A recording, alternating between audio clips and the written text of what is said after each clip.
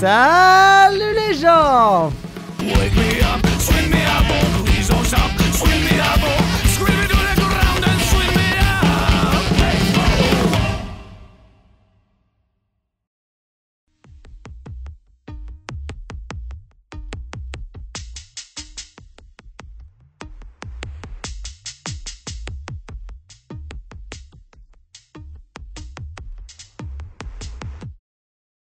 Me voilà enfin de retour et ce mois-ci on va causer de Massacre à la tronçonneuse. Rien de tel pour bien commencer l'année, surtout sachant qu'en 2014 on avait fêté les 40 ans du film. Yeah, putain, du sang, du gore et des tripes. Non mais alors pas du tout, mais pas du tout. Tu l'as jamais vu en fait. Bah si, enfin, le remake quoi. T'es vraiment un cas désespéré. Non, aujourd'hui on parle de l'original, celui de 74 réalisé par Tobe Hooper. Ouais, le vieux, celui que tout le monde aime bien citer mais que très peu ont vu en fait. Ouais, bon, ça va. Au fait, j'ai planché sur une nouvelle rubrique. Qui est? Tu verras, ça va être sympa. Je te dirai quand on l'a lancé. Tu crois pas que c'est le genre de truc dont on aurait dû parler avant d'enregistrer? Peut-être. Sûrement. Tobe Hooper est né en 1943 au Texas. C'est un gars qui, dès ses études, se dirige vers les métiers de l'audiovisuel. Il débute en tant que caméraman pour une télé texane qui s'appelle KLRN et qui venait de démarrer. Cependant, il finit assez vite par se diriger vers le monde du grand écran en réalisant Eggshells en 1969 avec son ami Kim Henkel au scénario, lequel planchera aussi sur le script du film qui tronçonnera 4 ans plus tard. Car oui, Massacre à la tronçonneuse n'est que le deuxième film de Monsieur Hooper. Enfin, premier vrai film pour de vrai si l'on considère que Eggshells n'était qu'un délire de jeune adulte et filmé avec un budget tout pourri. Bref, Tobe Hooper et son pote Kim se lancent dans l'aventure et autoproduisent The Texas Chainsaw Massacre pour un budget total de 83 500 $, selon le Wikipédia français et IMDb, et moins de 300 000 $ selon le Wikipédia anglais, et 143 000 $ selon le Wikipédia espagnol. Qui dit tenir cette info du bouquin nommé American Cinema of the 1970, bouquin américain que je n'ai trouvé nulle part sur le net, et du coup je suis bien emmerdé parce que ça fait beaucoup de chiffres différents et qu'on pourra jamais savoir lequel est vrai. Donc voilà mes petits loups, puisque seul Wikipédia parle du budget du film, bah on pourra seulement dire qu'il a peut-être coûté entre 83 000 et 300 000 $. Putain. Mais enfin de toute manière, en ce qui concerne le pognon avec ce film, c'est tellement le bordel qu'il va falloir approfondir la question, et je vous jure qu'on en reparle plus tard. Pour finir avec la bio de notre ami Hooper, il sera sympa de noter que c'est le même qui réalisa Poltergeist, et non pas Steven Spielberg, hein. Non, lui il était au scénario et à la production, mais c'est tout. Et cerise sur le gâteau, Tobe Hooper, à l'heure à laquelle j'écris ces mots, n'est toujours pas mort, et c'est assez rare dans l'émission pour le souligner. C'est l'heure du pitch. Oh, vos gueules, c'est ma réplique là. L'histoire est très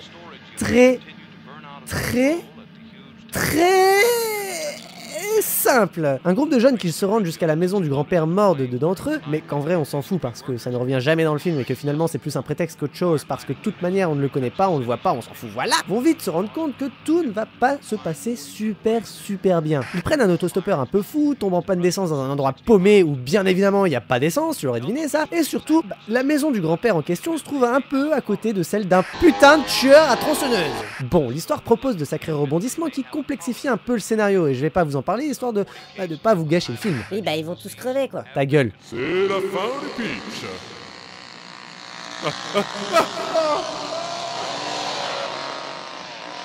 Pourquoi vous voulez pas voir ce film? T'as déjà vu? Hein?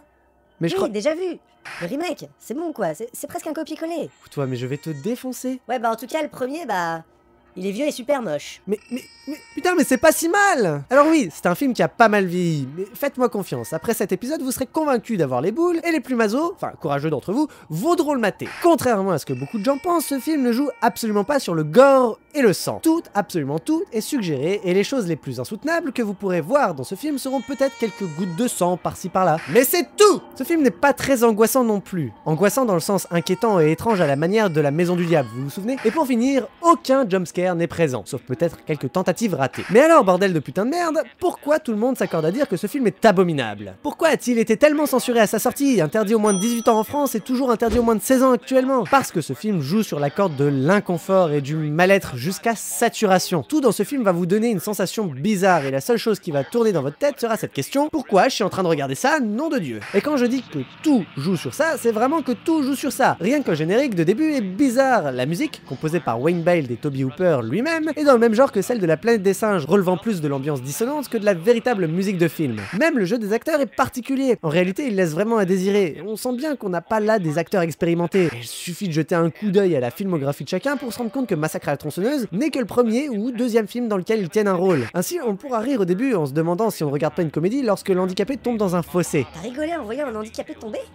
Mais t'es un connard! Oui, on peut rire, mais très vite les choses sérieuses vont putain de commencer très sérieusement. Et non, ce film n'est pas une comédie, bordel. Et non, ce film n'a pas pris une seule ride. Comme je vous l'ai dit, ce sur quoi joue le film, c'est l'inconfort. Et finalement, le jeu d'acteur, même s'il n'a sûrement pas été fait exprès, permet d'aller encore plus loin dans ce sens. C'est un peu comme quand on regarde un mec chanter super mal devant tout un public. Et ben on peut pas s'empêcher de se sentir vachement mal pour lui. Ouais, c'est un peu comme regarder la nouvelle star, quoi. Oui, et le sentiment est un peu le même ici, car on ne sait pas trop pourquoi, mais on ne peut pas s'empêcher de se sentir mal à l'aise pour tous ces acteurs qui jouent si mal. D'autant plus que ce sont tous des gueules, des physiques vachement particuliers, qui dès qu'elles grimacent seraient dignes de poser pour les plus grands artistes cubistes que la Terre ait portés. Alors combinez tout ça à la musique bien stressante et l'histoire qui est presque inexistante, et ajoutez-y un mec qui gueule comme un cochon qu'on égorge muni d'une tronçonneuse qui n'a d'autre utilité que de saturer la piste son, et vous avez un film, oh mon dieu, insoutenable! Et c'est d'autant plus dingue qu'il a été fait avec presque rien. Je vous disais tout à l'heure que je ne savais pas exactement quel budget lui avait été alloué. Bah il y a quand même quelque chose de sûr. C'est que ce film n'a coûté que des clopinettes. L'absence totale de gore résulte d'ailleurs sûrement de ça.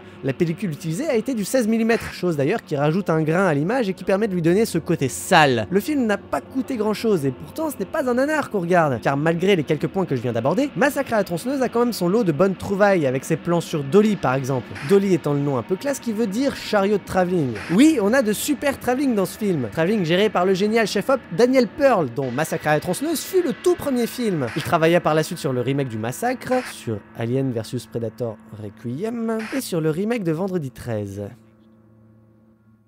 Tu disais l'autre jour que même les meilleurs pouvaient faire de la merde, bah là tu vois je commence à comprendre ce que tu voulais dire. Le son travaillé par Hooper et Bell est lui aussi magnifiquement bien pensé, et il suffit de voir la scène d'ouverture pour comprendre dans quoi on vient de mettre les pieds.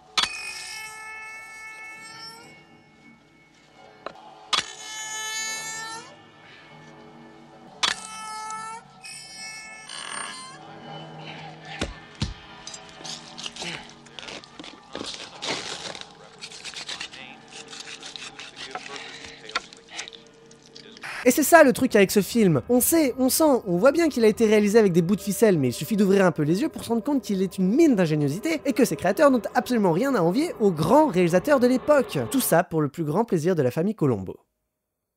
Anthony Perreno, alias Big Tony, était un membre de la famille Colombo, l'une des mafias les plus influentes des États-Unis, en activité depuis la fin des années 20. Lui et ses fils, comprenant un certain Lou Perreno, s'étaient lancés dans la production et la distribution de films pornographiques. C'est notamment cette famille qui produisit l'overcult Deep Throat en 1972. D'ailleurs, pour ceux que ça intéresse, il y a une super émission qui en parle. Pornorama. Ah, j'aime cette chronique, il mérite vraiment plus de vues et d'abonnés. Allez-y, cliquez. Wow, tu veux pas qu'il se casse pour aller voir autre chose quand même? Enfin bref, en 1974, la famille Perreno trouva des intérêts à participer à la production de Massacre. Un réseau de salles d'exploitation, de l'argent pour la production, et surtout bien plus de liberté qu'avec un studio classique, vous vous doutez bien que ce fut une aubaine pour Hooper et qu'il accepta sans hésiter. Et là on peut dire qu'on a affaire à une sacrée plutocratie. Et ça rack, c'est pour ton petit cul. C'est d'autant plus drôle quand le cinéaste nous raconte lors d'une interview donnée pour le magazine Mad Movies qu'au moment de signer le contrat, il n'avait aucune idée de ce dans quoi il s'embarquait ni à qui il avait réellement affaire. Et ce ne fut que bien plus tard, voyant qu'il ne récoltait aucun bénéfice après la sortie du film, qu'il se rendit compte qu'il venait de réaliser un film produit par la mafia.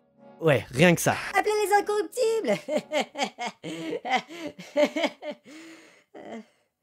Hooper récupéra les droits de distribution du film pour les revendre à une véritable société, cette fois-ci, la New Line, société que vous connaissez tous pour le Seigneur des Anneaux, le Hobbit, mais aussi The Mask ou Dumb and Dumber. Cela dit, ces mésaventures vis-à-vis de la mafia et de ces choses pas très légales n'eurent pas que des mauvais côtés, car on parle ni plus ni moins d'un film à l'origine d'un tout nouveau genre cinématographique. Oh, tu vas pas un peu fort là? Et non, et cela n'aurait sûrement pas été le cas sans justement la liberté d'action qu'a accordé la production mafieuse à Hooper. Le slasher movie, vous connaissez ?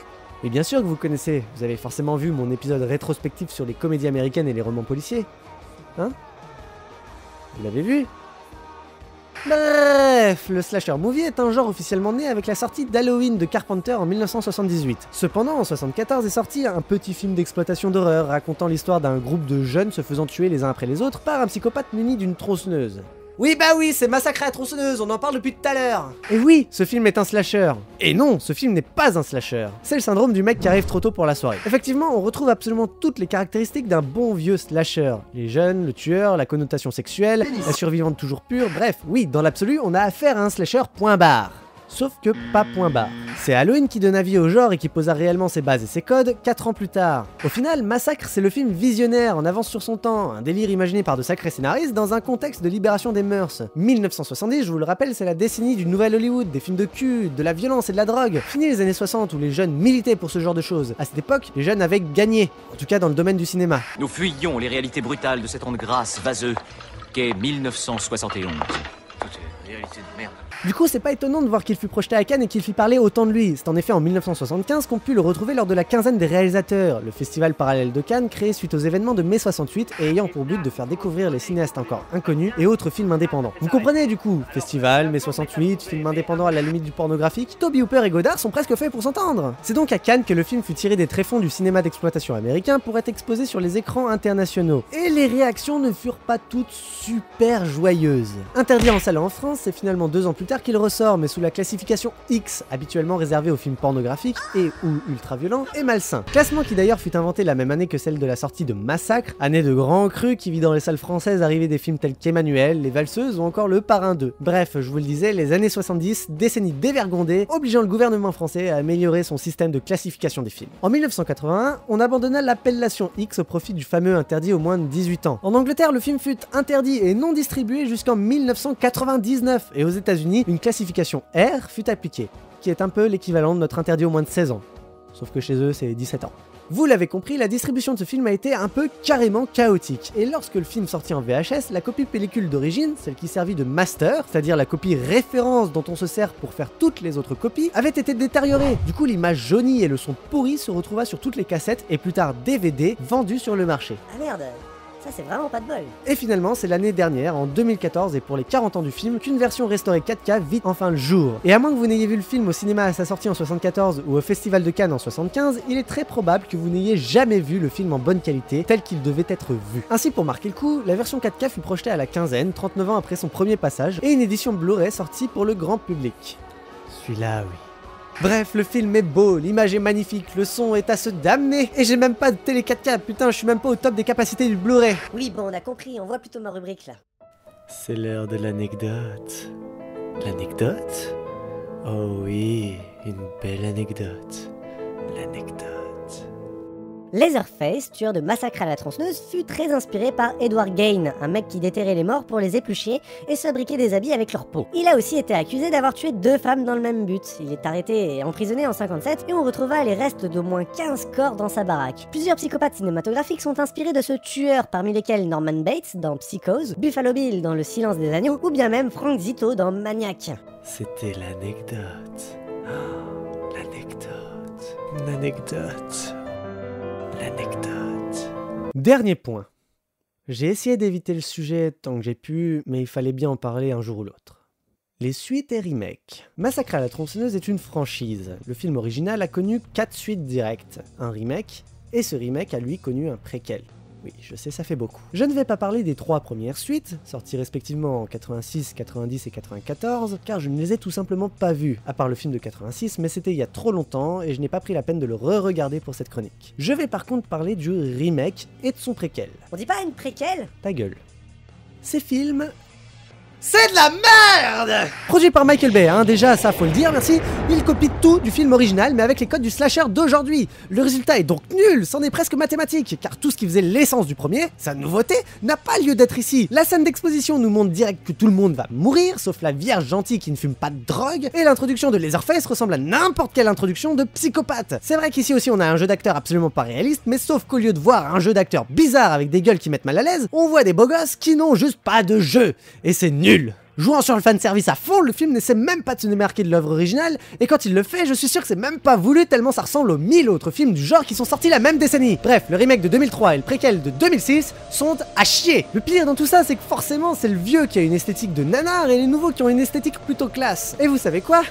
Ça montre parfaitement que c'est pas le pognon qui fait un bon film. Quant à la suite sortie en 2013, bien que n'étant pas parfaite, elle ne mérite absolument pas le bashing et les critiques qu'elle subit depuis. Ou alors c'est peut-être parce que je l'ai vu directement à la suite des 2 merdes précédentes que je suis plus indulgent, mais je vous assure, j'ai vu là un film respectant son modèle, convenu et prévisible, certes, mais ne crachant pas à la gueule de son papa, et ça c'est assez rare pour le souligner. Voilà, je pense que j'ai fini. En revenant au Massacre à la tronçonneuse de 74, je pense que vous m'aurez compris, il n'est pas si mal. Merci à tous d'avoir regardé, laissez un pouce en l'air si vous avez aimé, partagez si vous voulez m'aider, n'hésitez pas à commenter si vous avez des trucs à rajouter ou à corriger, et pour ne rater aucun épisode, abonnez-vous. Vous pouvez désormais soutenir la chaîne en faisant un don sur Tipeee, mais je vous rappelle qu'un partage est tout aussi efficace. N'hésitez pas à me retrouver sur Facebook et Twitter, ou bien même sur la Vidéothèque d'Alexandrie, parce que c'est cool. Moi je n'ai plus qu'une chose à rajouter, en attendant la prochaine, portez-vous bien.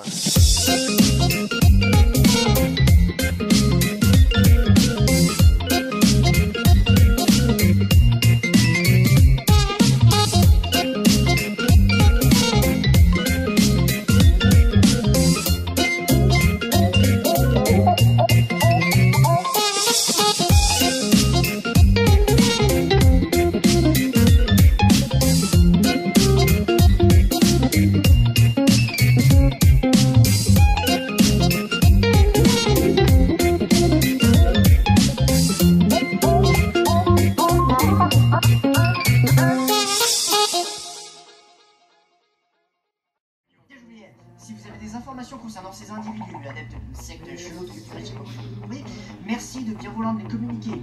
Mais attention, ils sont extrêmement dangereux. Surtout